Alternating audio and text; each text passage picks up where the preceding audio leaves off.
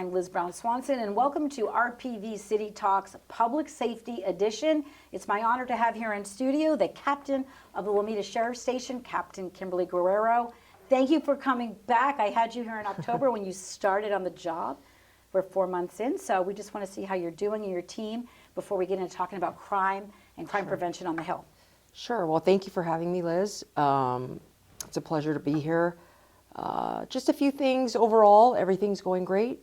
I'm working with hardworking men and women of Lomita Station. We have the community support of all communities, so it's been great. So overall, the transition has been nothing but a lot of support and a lot of hard work from the men and women of Lomita Station. So it's been great. And I know we were talking too about doing your job during challenging times. You know, with everything happening with our city's landslide, the rainy season, that also puts more on your staff in terms of needs and demands. You know, your team's out there in the community too, helping us keep safe through all of this right now.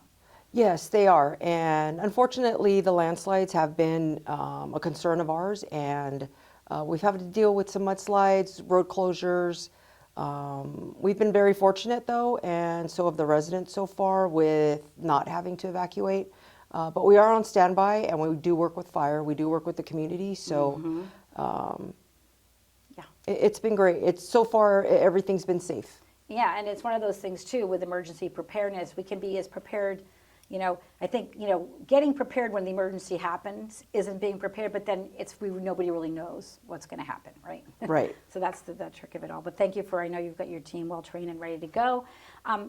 Every quarter, you release the quarterly crime statistics and trends you look at for Rancho Palos Verdes and the whole peninsula, and you meet with local leaders to discuss all that. You've been at city council meeting, of course, bringing the numbers to let people know what's going on. So just what is overall happening with the trends, the numbers? Are we seeing crimes go up, crimes go down? And it depends, I know, on the type of crime. Sure. So since we're talking about our regional meeting, I'll go back to discuss the fourth quarter. So the fourth quarter compared to 2022, Part 1 and Part 2 crimes are low compared to that year, and I'm happy to say that there's only been a slight increase, and that's in the residential burglaries and the vehicle thefts. So overall, it's been probably about a 30% decrease for the Part 1 and Part 2 crimes, and that I have to say is due to the proactive work for the deputies and also from the community. Right, right. I know you mentioned you meet with the Regional Contract Law Committee, which you represent. You're contracting with, obviously, our city of Rancho Palos Verdes, Rolling Hills, and Rolling Hills Estates. And when you look at all these numbers, are you seeing specific trends? I know you mentioned what might be up and down, sure, but is there anything like, some people say, is there certain areas in our city that are more affected right now by burglaries or things like that? Sure. So like I said, there's been the slight increase, and a concern of ours is the residential burglaries in all neighborhoods, but that just goes statewide, countrywide. You know, everyone's suffering from these residential burglaries, but specifically here it is residential burglaries, vehicle thefts, and those are pretty much our main concerns that we are dealing with here in Rancho PV. I know when you were before the city council meeting in February, at the 6th meeting, February 6th, you really brought up the idea so people get a better understanding of when we talk about, when you bring your statistics to show what's going on, there's type 1 crimes, there's type 2, and you want to explain to residents how you define the types, and it's by the FBI standards? Sure, and so thank you for the opportunity to actually come and discuss our crime data and how we input it. So we use the FBI definitions of Part 1 and Part 2 crimes, and Part 1 crimes are the heinous, more serious crimes.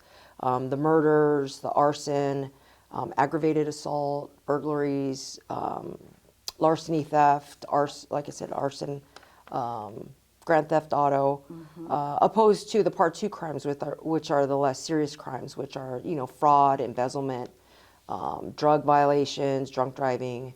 So those are the differences. Right. What do you see the challenges right now in terms of crime prevention for your team and bringing those numbers down?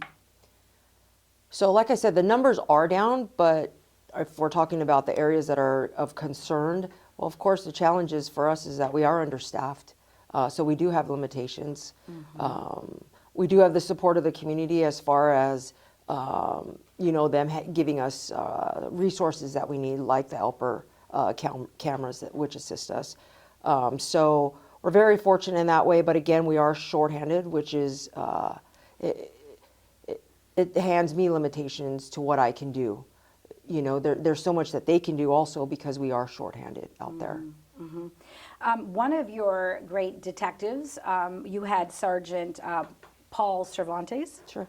He came to the city council meeting and was also at your regional meeting, talking about what's happening with law enforcement efforts and crime prevention, and talked about my neighborhood of Seaview, where there was this incident there recently that sort of shows how when neighbors get involved to help solve and prevent crimes. Can you kind of go into that incident? Because he Sure. pointed to that at the meeting.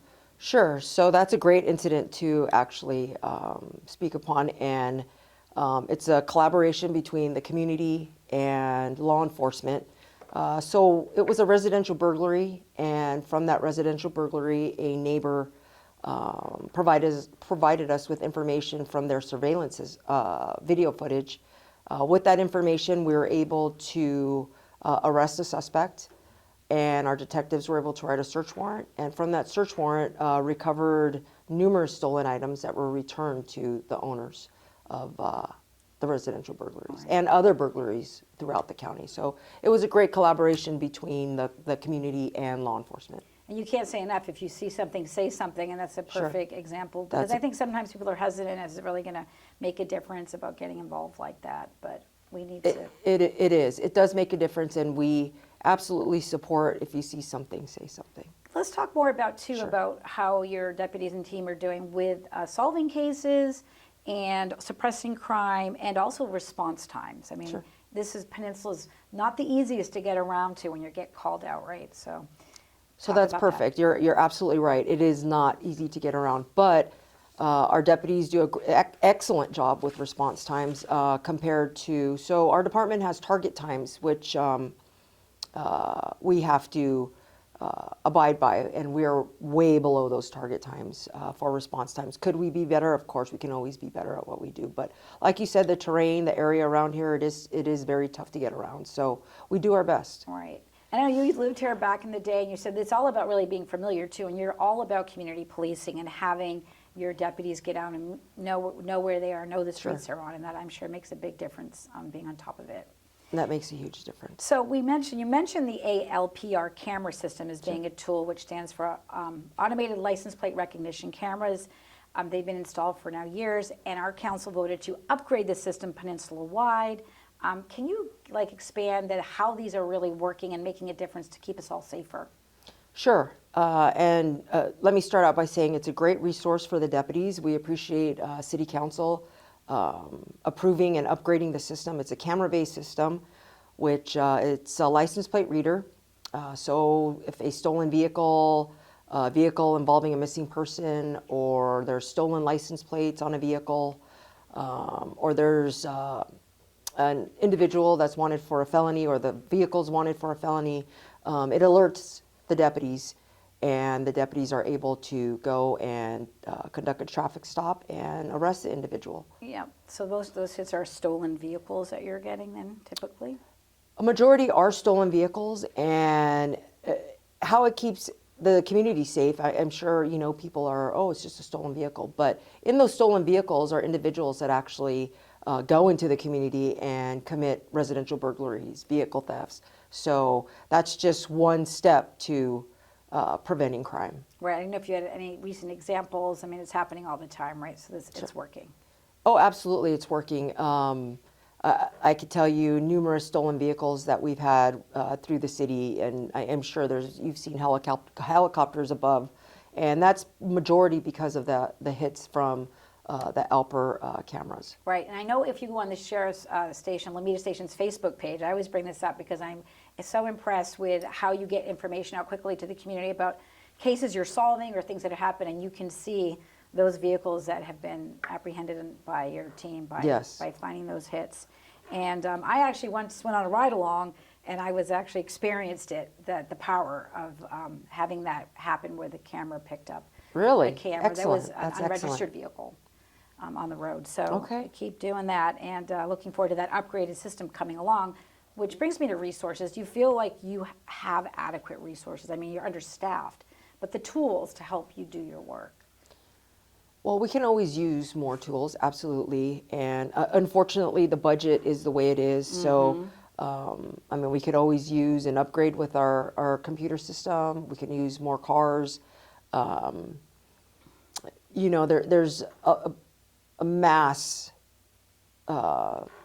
quantity of resources that we could use, but what we have now, we do with what we have, and they've done a great job. So. And one of the things your team's out there doing, and I don't know where I wrote this in our questions, but about when it comes to like traffic citations and Sure. and helping keeping us safe on the roads. There's like this within our own council. There's been this sort of call for like, let's slow down RPV.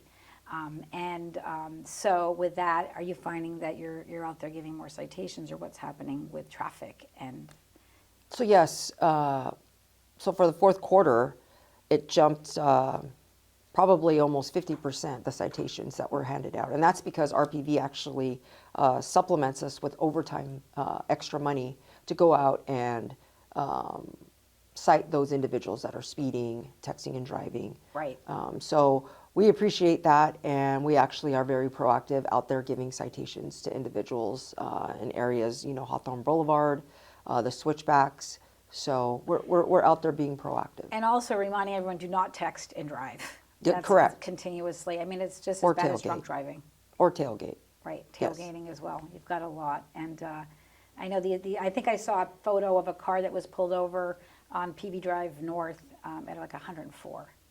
Like, Yes. how- How do you, yes, I don't understand that, but again, we appreciate the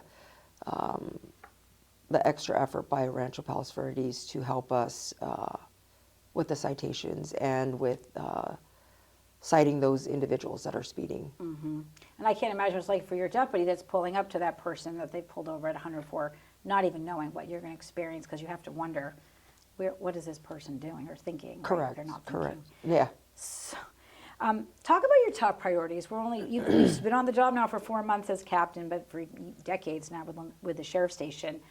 Some of your priorities for 2024, as we're just a few months in. So my top priorities is again to build trust within the community and continue community engagement. To continue to be proactive and have my deputies go out there, be vigilant, and high visibility is what I absolutely believe in and can help deter a lot of the crime that happens here in the peninsula. I know you had senior citizens as something specific you wanted to work on, working with our senior community to help protect them, especially as it's easy to be a victim when you're a senior. Sure. So when I came here, that was one of my things that I wanted to, or one of my programs that I wanted to implement here at Lomita Station. And, you know, I spoke with my community relations team and they ran with it. So they've created a senior outreach program which targets the elderly community. And we know, you know, out here there are a lot of seniors, and you know their families have moved on, and with their families, so and they leave them alone here, or they don't want to leave their residence. So what we offer them is to be a part of the program, and we'll have either a deputy or a volunteer go ahead and call you, or visit you on occasion, probably maybe once a week, maybe once every 2 weeks. To check on your welfare. And also we are going to coordinate meetings with communities that have the elderly and go ahead and discuss crime trends within the elderly community. Right. How can people get more involved and help you at the Lomita Sheriff's Station and your deputies? And I know there's volunteers on patrol. It's just different programs. Anything you want to share with the community, remind them that's out there to help?